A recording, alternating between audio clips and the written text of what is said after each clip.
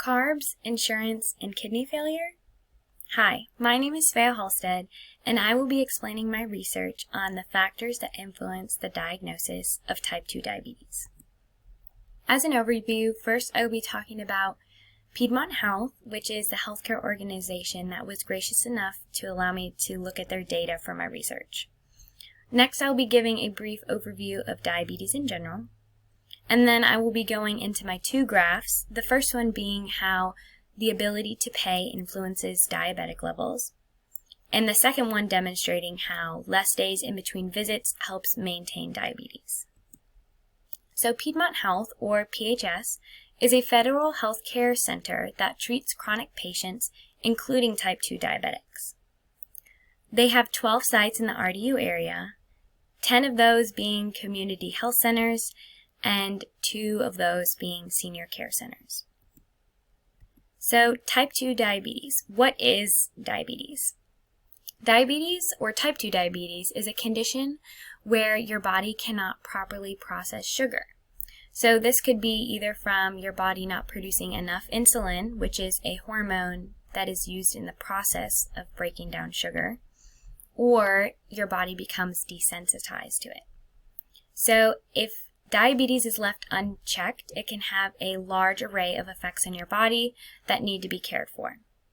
And some of those being peripheral nerve damage, blindness, kidney failure, and damage to blood vessels and infections in the feet or the skin. So HbA1c refers to a measurement used for calculating blood sugar levels in the body.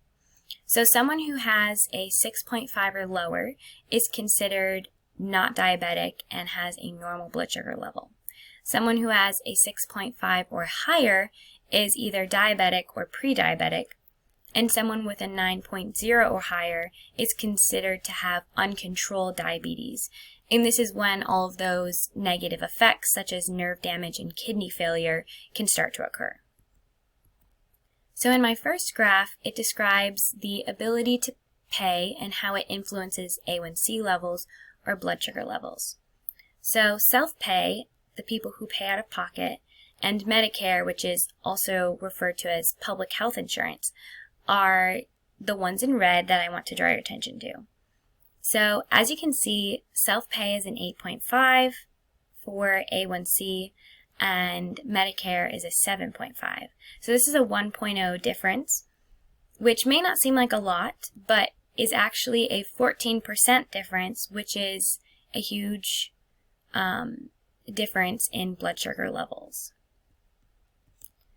So in my first data set, we could see that there was a correlation between payer status and A1C levels, and my second graph will hopefully explain that better and why there is a correlation.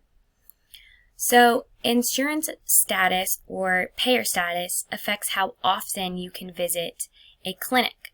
So the people who are paying out of pocket or self-pay, which is the first red column, they go 138 days in between visits, which is almost 5 months, which is a long time since they have an average of an 8.5 A1C, which is very close to a 9.0, which is when diabetes can get very dangerous.